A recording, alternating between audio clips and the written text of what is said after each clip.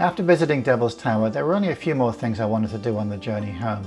I wanted to get to Mount Rushmore and Crazy Horse Memorial. They are both very close to each other and also within a few hours drive from Devil's Tower, so that was going to be my next port of call. I thought of stopping off at Badlands National Park, which was something that seemed very interesting, but in the end I decided not to, so maybe next time if I come this way again. I did want to go to Chicago. I was going to go past there anyway, and I wanted to meet up with my old friend Jim, who I hadn't seen for a long time. And then after that it was basically just make my way back to Massachusetts.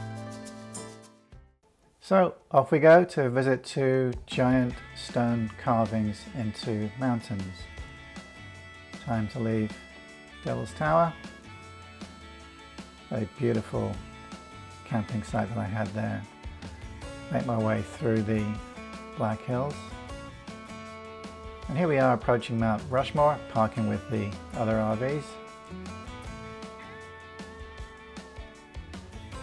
One of the first things you get to see is walk down the corridor where all the state flags are. So go look for my home state in Massachusetts. It's not one of these. There it is. Fluttering gently in the breeze, not that visible. And here we have the four presidents. As you go around a walk, there are stopping off points where you get good views of each of the four presidents.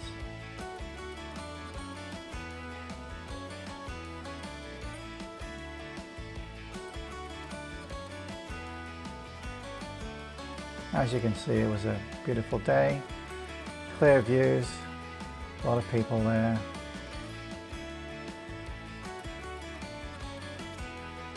And apart from seeing the stone monuments, I did go take a look around the exhibits as to how they were carved and who did all of that. A little bit hidden behind the trees there. And the last one, Teddy Roosevelt.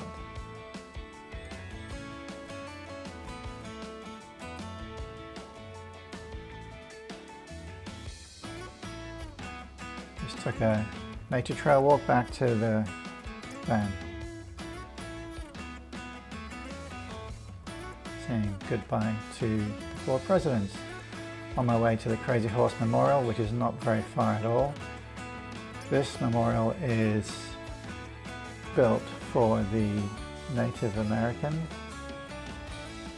They wanted to have something that they could immortalize in stone, and that carving that they are doing is still in progress. It's massive. There it is in the distance, much bigger than the other monuments with the presidents.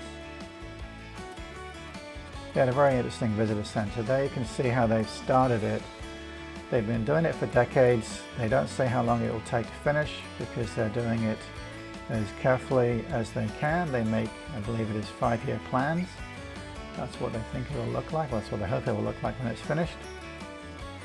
My rough guess based on my short time there was it's probably going to take them another 40 to 60 years to finish it off. To get closer to it, you have to hop on the tour bus. We had a very good guide on the bus who was talking to us about what was going on there. My stage down here. This is called a rock saw. You can take a look at it, pass it around, see what it's like, get a feel of it. The gray areas are titanium, and it's embedded with industrial diamonds. And what we'll do is we'll drill 2 holes in a rock, depending on where they're cutting and what they're doing. One goes in, one goes down to meet it up, and you thread this around through our pulleys, turn it on, and it starts rotating around, and as it rotates, it goes and moves like this. So it gives us a real nice, smooth, even cut. Up there in that tan rock where Crazy Horse's hair is going to go, that's where you can put all 4 presidents' heads at and still have room left over up there. Then it was time to go to my destination for the night, which was going to be a brewery in Hill City, yet another Harvest Host location. It was a nice set of wine I think I tried. There's the van parked in the back, nice quiet place off the road, and there was some not very good pizza for the night, but it was a nice morning the next day. Early morning breakfast.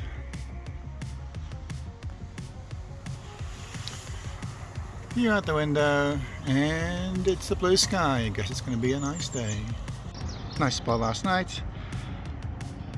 Great neighbours from Ontario. They've driven all the way around from there. So, 6 days driving back. Time to leave the brewery, hit the road on a beautiful sunny day.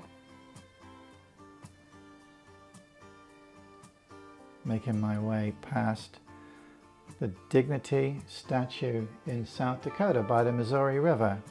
That was a nice little place to stop at a rest area. Very impressive. That's the view of Dignity from behind. And then another rest area was another interesting one. It had vegetation on the roof. That was near Minnesota.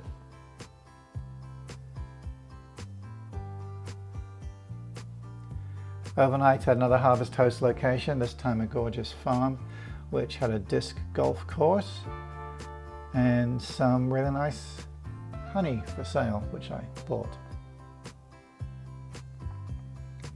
And met some goats on the go.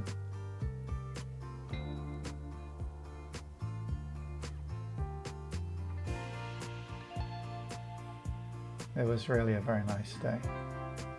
Then the next day I went to Chicago, the outskirts of Chicago, to Elmhurst, and met my friend Jim, who owns a pub, Fitz's Pub.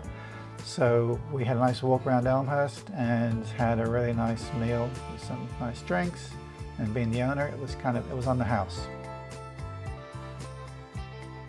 Spent the night at the Indiana Dunes Visitor Center, which is very peaceful. Only one other camper there for the night. And the next day I was going past the National RV and Motorhome Museum, so I thought that was going to be well worth going to. It was right off the side of the highway, so no detour to get to it. Took a look inside. A lot of old motorhomes and RVs. This one pulled by a Model T Ford. There it is. Pretty small, as you'd imagine. And then Mae West's car, house car, being an old movie star. Well, she was young in her day, but her day was some time ago. Now this motorhome was much more expensive and bigger than mine, of course, pretty luxurious. And then they have the RV Hall of Fame, over 600 people in there, not one person of color, which was a bit disappointing. Spent the night at a winery I stayed at on the way out near Cincinnati. And off the next day we go. Don't know why, I must have been driving slow then to be overtaken by a coach motorhome. Pulling a truck with something on the truck as well. Last night was back at the farm I stayed at first night. So I had another walk around there, had another chance to look at the goats there, who seem to be enjoying their private goat walk in the sky. It was a wet day on my last day going back home. And I always find the last few hours of going home being some of the longest hours of the drive.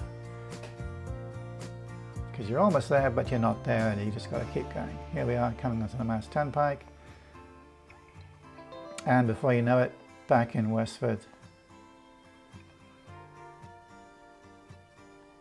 on my home street, and back home.